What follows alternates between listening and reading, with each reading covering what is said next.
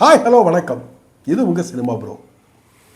இந்த வாரம் நாம் பார்க்க போகிறது என்னென்னா, நாயகன் ரீ-ரிலீஸ்.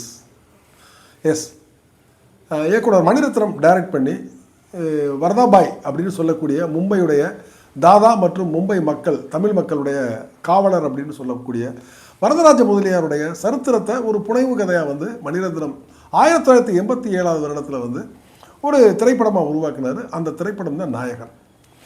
அன்றைக்கி அந்த திரைப்படம் வந்து ரிலீஸ் ஆகிறப்ப தமிழ் சினிமா மட்டும் இல்லைங்க, இந்திய சினிமா, தென்னிந்திய சினிமா, எல்லா சினிமாவிலையும் அந்த படம் வந்து ஒரு பெரிய மைல்ஸ்டோன் படமாக இருந்துச்சு. இன்றைக்கி இருக்கிற 2K கிட்ஸ் அந்த படத்தை பார்க்குறப்ப அப்படி ஒரு கோலாகலமாக கொண்டாடுறாங்க.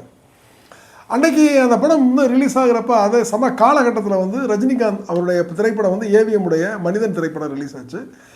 மனிதனும் நாயகனும் வந்து ரிலீஸ் ஆனப்போ வந்து பார்த்திங்கன்னா மனிதன் தான் வந்து பெரிய கலெக்ட் பண்ண படமாக இருந்துச்சு. நாயகனோட கம்பேர் பண்ணுறப்போ வந்து மனிதனுடைய கலெக்ஷன் தான் ரொம்ப பெருசாக இருந்துச்சு. நாயகன் அதனுடைய பட்ஜெட்டில் வந்து அது வந்து ரொம்ப லாபம் தந்திருந்தாலும் ஆனாலும் அந்த படத்துடைய கலெக்ஷன் வந்து அன்னைக்கு வந்து அது கொஞ்சம் சுமாராக தான் இருந்துச்சு.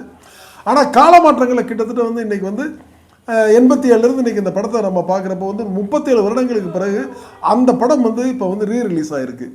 அதே காலகட்டத்தில் இப்போ நாயகன் ரிலீஸுக்கு ஒரு 10-20 நாளைக்கு முன்னாடி தான் மனிதன் திரைப்படமும் ரிலீஸ் ஆகிருந்துச்சு.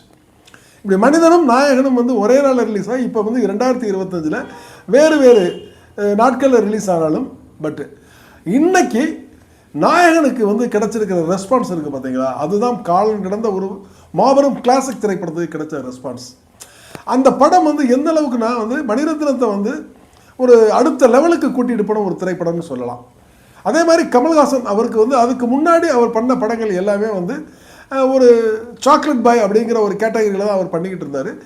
நாயகன் தான் ஒரு ஆட்டோபயோகிராஃபி அப்படிங்கிற ஒரு படத்தை வந்து பண்ணுறப்ப அதில் வந்து பல்வேறு வகையான கெட்டப்புகள், ஒரு இளைஞனா, ஒரு நடுவயதுக்காரராக, அப்புறம் வந்து ஒரு 60-65 வயதில் உள்ள தோற்றத்தில் உள்ள மனிதனாக நடிக்கிறப்ப அந்த படத்தில் நடித்த காலகட்டங்களில் கமலுக்கு வந்து வயதே வந்து ஒரு 30+ தான்.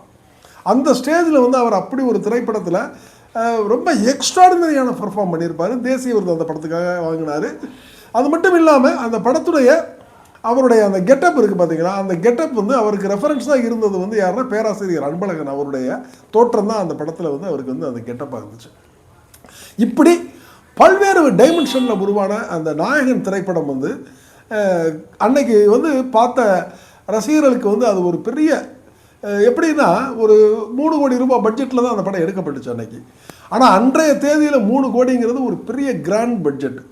அப்படி ஒரு பட்ஜெட்டில் வந்து அந்த படத்தை வந்து எடுக்க வேற ஒரு தயாரிப்பாளர்களும் வேறு ஒரு சினிமாக்காரர்களாலையும் இயலாத ஒரு விஷயத்தை மணிரத்னம் ஹேண்டில் பண்ணியிருந்தார். அதில் PC ஸ்ரீராமுடைய சினிமோட்டோகிராஃபி ஆகட்டும், தோட்டத்தரணியுடைய ஆர்ட் டைரக்ஷன் ஆகட்டும், தி கிரேட்டஸ்ட் மாஸ்டர் இளையராஜாவுடைய அந்த ரீரெக்கார்டிங் ப்ளஸ் சாங்ஸ், இதெல்லாம் வந்து அல்டிமேட் அப்படின்னு தான் சொல்ல முடியும். வளரும் பிறையே தேயாதே, இனியும் அழுது தேம்பாதே. தென் இன்னொரு விஷயம் பார்த்தீங்கன்னா, இன்னைக்கு அந்த படம் டிஜிட்டலில் ரீமாஸ்டரிங் பண்ணியிருக்காங்க. ஆனால் 1987 வந்து நாயகன் ரிலீஸ் ஆகிறப்ப அது ஒரு 35mm திரைப்படமாக தான் எடுக்கப்பட்டுச்சு. அந்த படத்துக்கு வந்து பெருசாக வந்து எக்ஸ்ட்ரா 5.1 அட்மாஸோ டால்பியோ அல்லது 7.1ங்கிற அந்த ஒரு செட்டப்லாம் இல்லாமல் ஒரு சாதாரண மோனோ சவுண்ட் சிஸ்டத்தில் தான் அந்த படம் ரிலீஸ் ஆச்சு. அதுதான் ஒரு கிரேட்டஸ்ட் ஃபீலை கொடுத்தது. எனக்கு டிஜிட்டலைஸில் அந்த படம் வந்து சினிமாஸ்கோப்பாக கன்வெர்ட் பண்ணி அதனுடைய சவுண்டெல்லாம் ரீமிக்ஸ் பண்ணாலும் அந்த படத்தில் அன்னைக்கு இருந்த அந்த கிளாரிட்டியான ஒரு மியூசிக் இருக்குல்ல, அதனுடைய அந்த தொன்மை வந்து இன்னைக்கு வந்து நிச்சயமாக வந்து கிடைக்காது. பிகாஸ் ஓல்ட் இஸ் ஓல்டு, அதனுடைய தன்மை வந்து மாறவே மாறாது.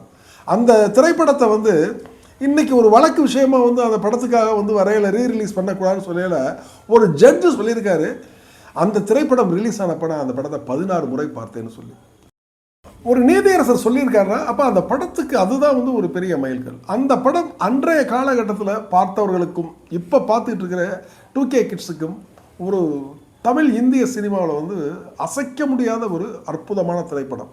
அதுக்காக வந்து மெனக்கெட்ட அத்தனை பேருடைய ஞாபகங்களையும் மறுபடியும் திரும்பி பார்ப்பதற்கு நாயகனுடைய ரீ-ரிலீஸ் ரொம்ப ஹெல்ப் பண்ணியிருக்கு. அதுக்காக ஹேட்ஸ் ஆஃப்.